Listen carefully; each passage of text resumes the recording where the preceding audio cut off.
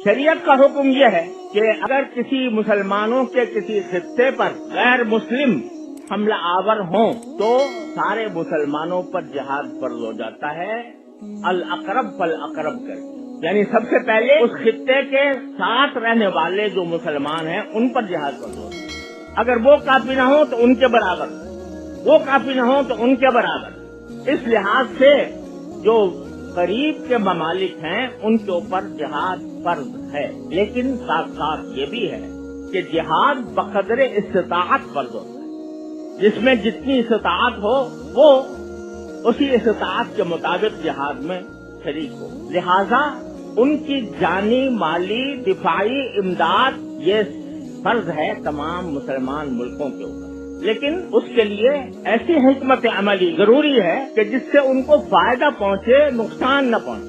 उस हिकमत अमली के लिए आलम इस्लाम को चाहिए कि वो सर जोड़कर ऐसी हिकमत अमली तैयार करे।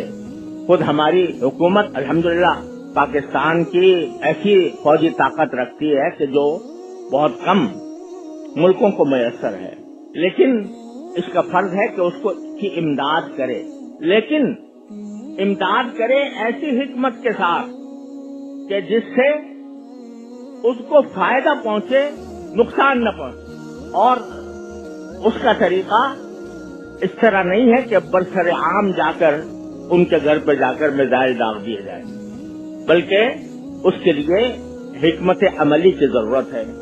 मैं इस वक्त इतना ही इशारा कर सकता हूँ कि हिकमत अमली की जरूरत है, और उस हिकमत अमली के साथ उनका इमदाद हर मुसलमान मुल्क पर फर्ज है बशमूल पाकिस्तान। अल्लाह ताला इनको तौफीक दे।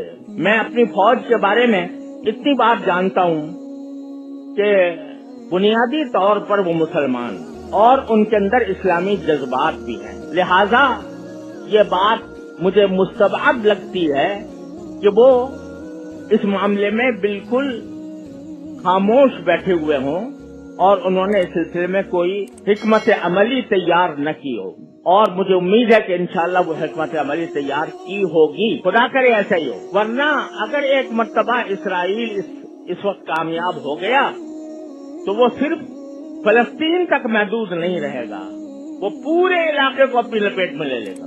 और ये ऐसा सांप है जिसको अगर इस वक्त उसका सर न कुचला गया तो फिर वो दूसरे मुल्कों की तरफ भी वो आगे डसने के लिए आगे बढ़ेगा। लिहाजा सारे मुसलमान मुल्कों को ऐसी हिकमत अमली तैयार करने की जरूरत है कि जिसके जरिए इस फितने का खात्मा हो सके।